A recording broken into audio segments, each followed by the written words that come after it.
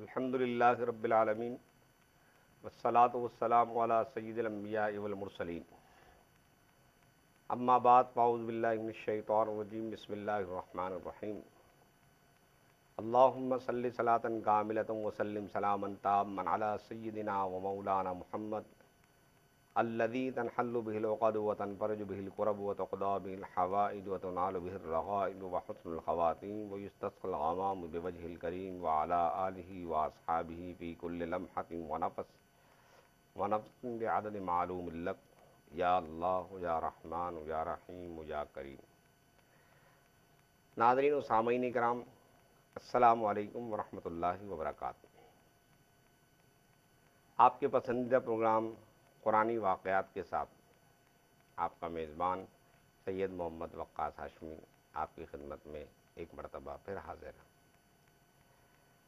گزشتہ پروگرام میں قرآنی واقعات کے تسلسل میں سلسلہ واقعات میں ہم نے بنی اسرائیل کی قوم کا ذکر کیا اور یہ بتایا کہ بنی اسرائیل کی اس قوم کو اللہ تبارک و تعالی نے فرعون کے ظلم و ستم سے نجات عطا فرمائی۔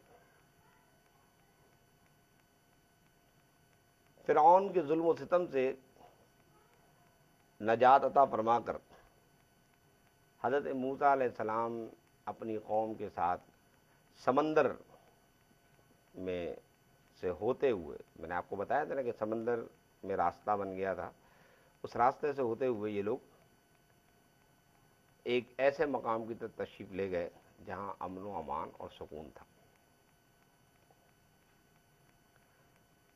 یہاں اللہ تعالیٰ نے فرمایا کہ ہم نے فرعون اور فرعون کا جو لشکر جرار تھا اس کو سمندر میں غرق کر دیا تھا۔ حضرت موسیٰ علیہ السلام کو اطمینان ہوا، سکون کا سانس لیا آپ نے، اور آپ اپنے ان اہل ایمان اور مومنین کے ساتھ بیت المقدس کی زمین پر تشریف لے آئے۔ اس وقت بیت المقدس پر قوم عمالقہ کا قبضہ تھا۔ قوم عمالقہ کے بارے میں آتا ہے کہ یہ انتہائی سخت مزاج اور جبارین میں سے تھے، اور اللہ تبارک و تعالی کے منکر تھے، اس کا دین نہیں مانتے تھے، سخت ترین کفار تھے، بہت زبردست قسم کے جنگجو، دا گریٹ واریئرس۔ اب موسیٰ علیہ السلام نے جب اپنی قوم کے لوگوں کو، ایک روایت میں آتا ہے کہ کم و بیش 6 لاکھ بنی اسرائیل کے افراد موسیٰ علیہ السلام کے ساتھ ہیں۔ یہ 6 لاکھ افراد کے ساتھ حضرت موسیٰ علیہ السلام جب تشریف لے گئے تو آپ نے اپنی قوم کے ان 6 لاکھ افراد سے فرمایا کہ اللہ کا نام لو اور ہم اس قوم عمالقہ سے جہاد کرتے ہیں تاکہ اس سرزمین پر اللہ کا حکم نافذ کیا جائے، اللہ کے دین کا نظام نافذ کیا جائے۔ بنی اسرائیل جن کو بھی اتنی نعمتیں عطا کیں اور ایک ظالم اور جابر بادشاہ یعنی فرعون کے ظلم و ستم سے اللہ نے نجات عطا فرمائی، چاہیے تو یہ تھا کہ اس نعمت کے عوض میں وہ اللہ کے دین کی سربلندی کے لیے اللہ کے منکرین سے لڑتے، تا وقتے کہ وہ لوگ بھی اللہ کے دین کو قبول کر لیتے۔ لیکن ناظرین اکرام، آپ کو بڑی حیرانگی ہوگی کہ جب موسیٰ علیہ السلام نے اپنی قوم کے ان 6 لاکھ افراد سے فرمایا کہ چلو لڑتے ہیں اللہ کی راہ میں، تو یہ 6 لاکھ اس قدر کثیر تعداد میں ہونے کے باوجود انہوں نے اللہ کی راہ میں لڑنے سے منع کر دیا۔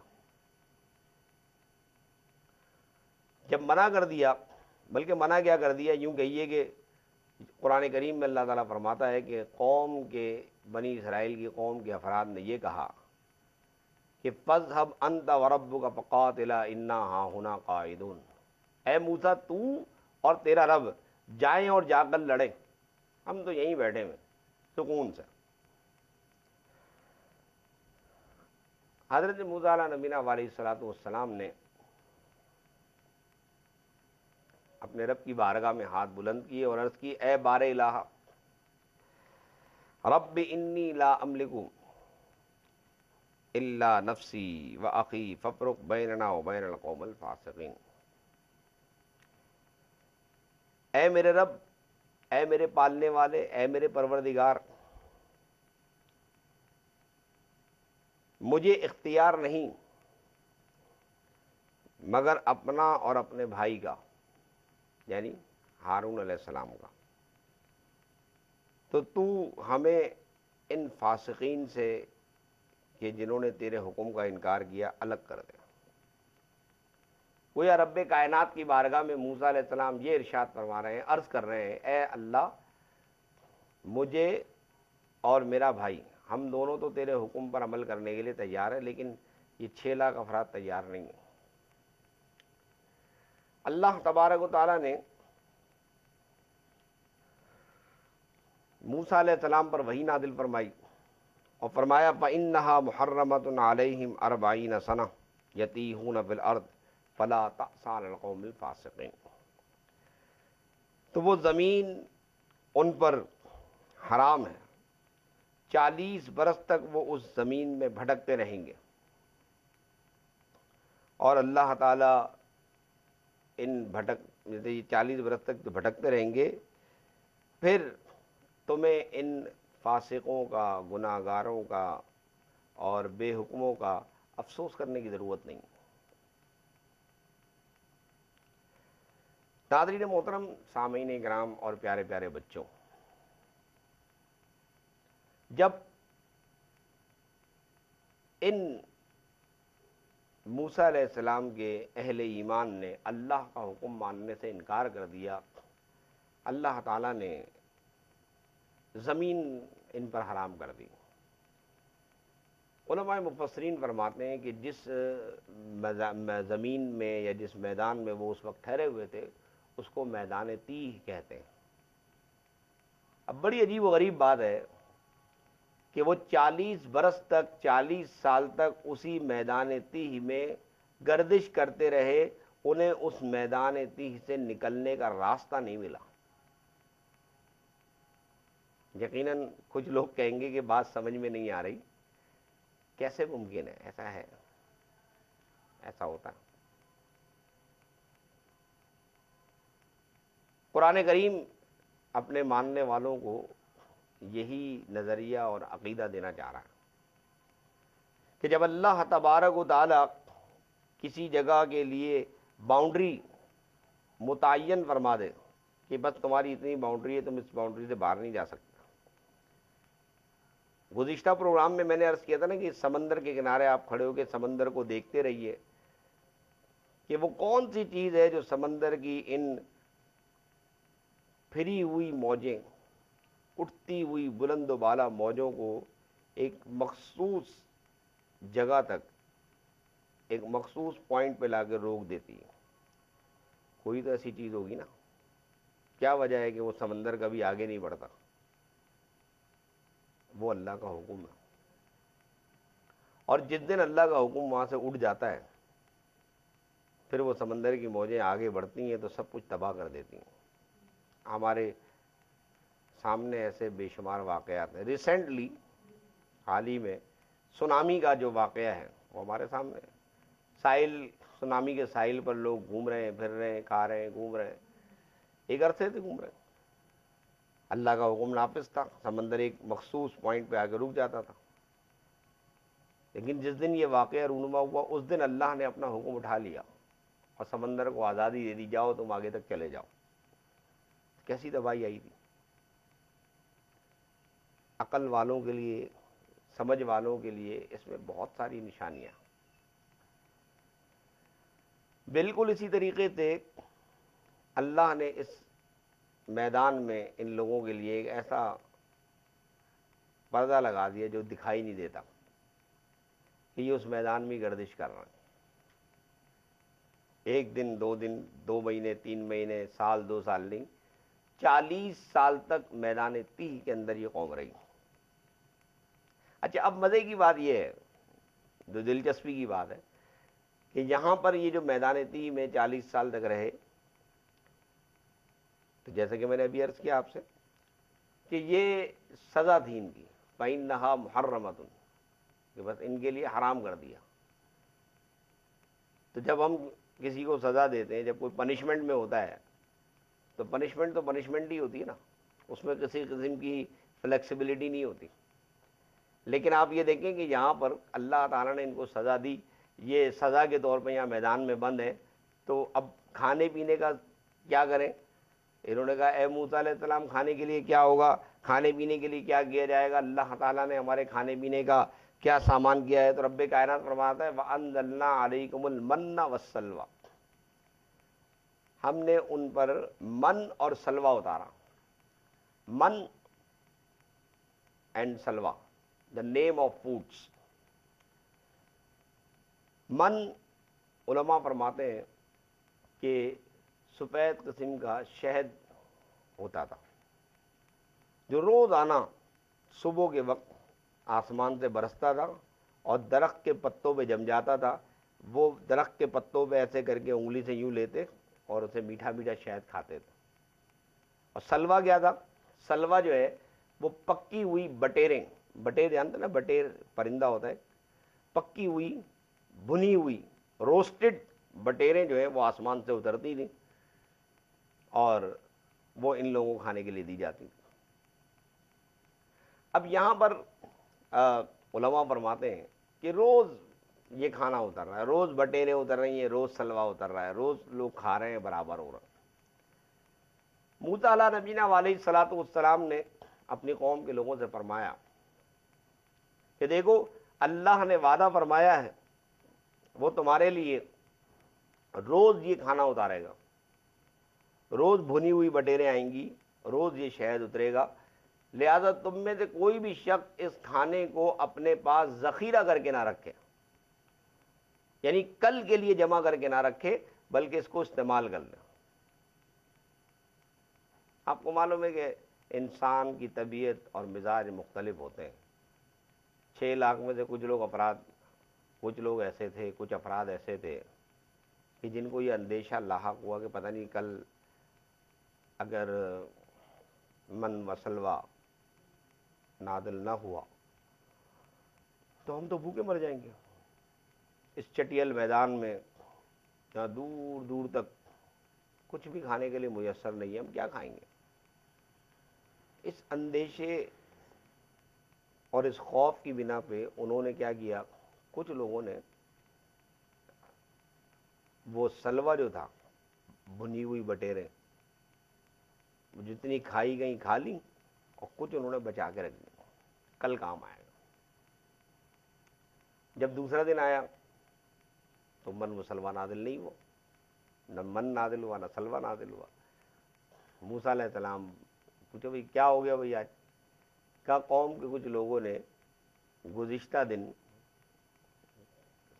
کچھ کھانا جو ہے جمع کر کے رکھ لیا، ذخیرہ کر کے رکھ لیا کہ ہمیں کام آئے گا، تو اس لیے اللہ تعالیٰ جلال میں آ گیا، ناراض ہو گیا ان لوگوں سے، اور من و سلوہ اتارنے کا حکم بند ہو گیا۔ یہ حکم دیا گیا کہ اب یہ نہ اتارا جائے۔ اچھا، جن لوگوں نے جمع کر کے رکھا تھا، انہوں نے جب اپنے اپنے برتن کھول کے دیکھے تو وہ کھانا سڑ چکا تھا۔ نبی مکرم شاہ بنی آدم صلی اللہ تعالیٰ علیہ وآلہ وسلم نے ایک موقع پہ فرمایا، احادیث میں ایسے مضامین ملتے ہیں کہ آپ صلی اللہ تعالیٰ علیہ وسلم نے فرمایا کہ بنی اسرائیل کی قوم اگر کھانا ذخیرہ کر کے نہ رکھتی، کھانا جمع کر کے نہ رکھتی، تو کھانا کبھی نہیں سڑتا۔ کھانا سڑنے کی ابتدا، کھانا خراب ہونے کی ابتدا جو ہے وہ بنی اسرائیل کے اس من و سلوہ سے شروع ہوئی، ورنہ اس سے پہلے کھانا سڑتا نہیں تھا، خراب نہیں ہوتا تھا۔ اگر بنی اسرائیل کی قوم اس زمانے میں، اپنے دور میں کھانا ذخیرہ نہ کرتی، کھانا جمع نہ کرتی، تو یہ کھانا جو ہے کبھی بھی خراب نہ ہوتا، نہ گوشت سڑتا، نہ سبزی سڑتی، نہ پھل خراب ہوتے۔ یہ جو کھانا سڑنے کا یہ جو عمل ہے اس کی تاریخ یہی ہے۔ الغرض موسیٰ علیہ نبینا علیہ الصلوۃ والسلام بنی اسرائیل کی ان تمام تر شرارتوں پر انتہائی صبر و تحمل اور حلم کا مظاہرہ فرمایا کرتے تھے۔ ان کی یہ جو بیہودہ حرکتیں تھیں، ناپسندیدہ حرکتیں، اس کے اوپر صبر کرتے تھے۔ اس واقعے کو قرآن کریم نے مختلف جگہوں پر، یہ واقعہ بار بار آپ قرآن میں پڑھیں گے، مختلف جگہوں پر مختلف طریقے سے بیان فرمایا ہے کہ بنی اسرائیل کی شرارتیں دن بدن بڑھتی چلی جا رہی ہیں، لیکن اس کے باوجود حضرت موسیٰ علیہ نبینا علیہ الصلوۃ والسلام کی محبت اور شفقت بنی اسرائیل کے ساتھ ہے۔ قرآن کریم میں اللہ تبارک و تعالیٰ نے ان واقعات کو بیان کر کے پیارے مصطفیٰ صلی اللہ تعالیٰ علیہ وسلم کی امت کے سامنے یہ واقعہ رکھا ہے کہ بنی اسرائیل کی قوم بھی بڑی شرارتی تھی، بنی اسرائیل کی قوم بھی اپنے نبی کی پیروی نہیں کرتے تھے، کچھ لوگ ان کا مذاق اڑاتے تھے، کچھ لوگ ان کی گستاخی کرتے تھے، لیکن آج نہ بنی اسرائیل ہے، نہ بنی اسرائیل کی شرارتیں ہیں، نہ ان کی قوم کے بڑے بڑے کر و فر جو اپنے آپ کو پتہ نہیں کیا سمجھتے تھے، کوئی باقی نہیں۔ سب کا روب، دبدبہ، قوت، طاقت سب ختم ہو جائے گی، باقی رہ جائے گا اللہ کا نام۔ یہ زندگی بڑی مختصر ہے۔ ابھی آپ چھوٹے سے بچے ہیں، ابھی بچپنا ہے۔ ہم جب تک بچے ہوتے ہیں ہم کہتے ہیں ہم تو ابھی بچے ہیں، ابھی تو بہت ٹائم باقی ہے۔ آپ کو پتہ بھی نہیں چلے گا آپ کا یہ بچپنا کب ختم ہو جائے گا، آپ اچانک بڑے ہو جائیں گے، جوان ہو جائیں گے۔ اور جب انسان جوان ہوتا ہے، نئی نئی جوانی آتی ہے، خون کے اندر ابال آتا ہے، جوش ہوتا ہے، ولولہ ہوتا ہے، امنگ ہوتی ہے، بس کچھ کر گزرنے کا ایک جذبہ ہوتا ہے، تو ہم اسی پریشانی میں رہتے ہیں کہ کیا کریں، الٹا سیدھا وقت کرتے رہتے ہیں، اور ایک دن ہمیں پتہ لگتا ہے کہ اب جوانی بھی نہیں رہی، اب ہاتھ پاؤں میں اتنی طاقت نہیں رہی، بڑھاپا آ گیا۔ اور پھر ایک دن ایسا بھی آئے گا کہ ملک الموت روح قبض کرنے کے لیے حاضر ہوں گے اور ارشاد فرمائیں گے لاؤ روح واپس کرو۔ پھر ہم افسوس سے ہاتھ مل رہے ہوں گے کہ مجھے تو سمجھ میں ہی نہیں آیا کہ میں دنیا میں کیوں آیا تھا، مجھے کیا کرنا چاہیے تھا، مجھے کہاں جانا چاہیے تھا، مجھے کچھ پتہ ہی نہیں بھائی۔ تو یہ سب باتیں اللہ تبارک و تعالیٰ نے انبیاء اکرام کے ذریعے ہمیں بتا دیں، قرآن کریم نازل کر کے ہمیں تعلیمات فراہم کر دیں۔ اب یہ ہماری ذمہ داری ہے، ہمارا فرض ہے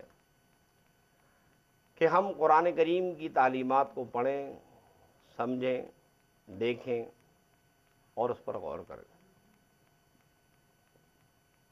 قرآن کریم بار بار فرما رہا ہے افلا تعقلون، کیا تم عقل نہیں رکھتے؟ افلا تتفکرون، کیا تم تفکر نہیں کرتے؟ ان فی خلق السماوات والارض، بے شک زمین اور آسمان کی پیدائش میں، واختلاف اللیل والنہار، دن اور رات کے آنے جانے میں، لآیات لأولی الالباب، عقل مندوں کے لیے نشانیاں۔ تو عقل مند آدمی وہی ہے، دانا آدمی وہی ہے، وائز مین، سمجھدار آدمی وہی ہے کہ جو اپنی آخرت کے لیے کچھ سامان جمع کر لے۔ یہ دنیا بہت مختصر سی ہے، ابھی تو ایسا لگتا ہے نا کہ ہمیں بہت کچھ کرنا ہے، لگتا ہے نا، لیکن ایسا نہیں، بہت جلد ہمیں احساس ہوگا کہ وقت گزر گیا۔ کسی بزرگ نے مثال دی نا، زندگی کی مثال برف کی طرح کہ برف رکھی ہوتی ہے، نظر آ رہی ہوتی ہے، نظر آ رہی ہوتی ہے، لیکن دھیرے دھیرے پگھلتی رہتی، پگھلتی رہتی، اور ایک دن یکایک ہم دیکھتے ہیں، بلکہ کچھ دیر میں ہمیں پتہ چلتا ہے کہ ساری کی ساری برف گل گئی۔ موم بتی جلتی رہتی اور ایک دن ختم ہو جاتی۔ ہماری زندگی بھی ایسے ہی ہے۔ ناظرین اور سامعین اکرام اور پیارے بچوں، آج کی اس جدید دنیا میں، ترقی یافتہ دنیا میں جہاں آپ اور ہم رہتے ہیں، کس قدر ترقی ہو گئی ہے۔ زندگی ایک مشین بن کے رہ گئی ہے۔ زندگی کی بھاگ دوڑ میں ہم اتنا مصروف ہو گئے ہیں کہ ہم بھول گئے ہمارا دین کیا کہہ رہا ہے۔ ہم میں سے ہر ایک شخص کو جلدی ہے، آفس کی جلدی ہے، اسکول کی جلدی ہے، فلاں جگہ جانا ہے، فلاں جگہ آنا ہے، ابھی یہ کام کرنا ہے، ابھی وہ کام کرنا ہے۔ ٹائم کو ہم مینیج نہیں کر پاتے، وقت ہم سے آگے نکل گیا، ہم پیچھے رہ گئے۔ لیکن ہمیں سوچنا چاہیے، اور یہ ہماری بہت بڑی خوش نصیبی ہے کہ آپ اور ہم اس وقت ایک نشست میں بیٹھے ہوئے ہیں اور غور و فکر کر رہے ہیں۔ یہ بھی ناظرین اکرام اور پیارے بچوں، آپ کو میں ایک بہت بہترین بات بتا دوں کہ اللہ تبارک و تعالیٰ کا آپ پر اور مجھ پر، ہم سب پر یہ خصوصی احسان ہے، کرم ہے کہ اتنی دنیا میں جو بھاگ دوڑ ہے، اس میں سے اللہ نے ہمیں چن لیا ہے اپنے ذکر کے لیے، اپنی نبی کی باتوں کو سننے کے لیے، قرآن کریم کی باتوں کو سمجھنے کے لیے۔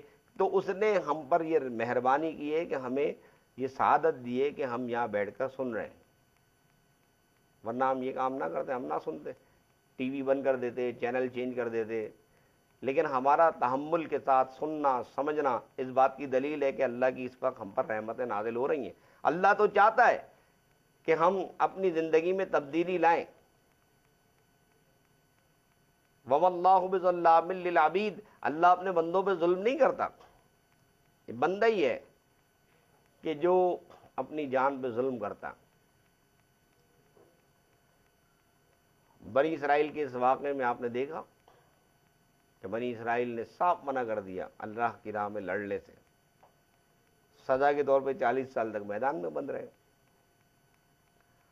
اور میدان میں جہاں بند رہے 40 سال تک اسی میدان میں گھوم پھر کے پھر وہیں آ رہے ہیں، پھر چلتے ہیں، سفر کرتے ہیں، پھر گھوم پھر کے وہیں آ جاتے ہیں۔ تو ایسا نہیں کہ 40 سال میں اللہ نے اب ناراض ہو گیا تو اب اللہ تعالیٰ نے ان کو چھوڑ دیا، بلکہ اللہ تبارک و تعالیٰ نے اپنے نبی کی دعا قبول فرمائی اور انہیں کھانا بھی عطا فرمایا، من و سلوہ۔ آپ پڑھیں گے قرآن کریم میں یہ واقعہ سورہ بقرہ کے اندر موجود ہے، اور اس کے علاوہ مختلف جگہوں پر قرآن نے اپنے انداز سے اس کو بیان کیا ہے۔ میں نے آپ کے سامنے اس کو آسان لفظوں میں اس لیے پیش کیا ہے تاکہ اس واقعے کے اندر جو دلچسپی ہے وہ قائم رہے، برقرار رہے، اور ہم قرآن کے قریب آ جائیں، قرآن ہمارے قریب آ جائے۔ یقین جانیے کہ اگر ہم قرآن کریم کی تلاوت کریں، اس کی آیات پہ غور و فکر کریں اور اس کے احکام پر کچھ دیر کے لیے سوچیں، تو زندگی کی حقیقت ہمیں سمجھ میں آ جائے گی۔ اور زندگی کی حقیقت یہ ہے کہ یہ زندگی ایک ناپائیدار زندگی ہے، بہت جلد ختم ہو جانے والی ہے۔ موسیٰ علیہ السلام اور بنی اسرائیل کا یہ واقعہ سورہ مائدہ کے اندر بھی بڑی تفصیل کے ساتھ بیان کیا گیا۔ ناظرین اور سامعین کرام اور پیارے پیارے بچوں،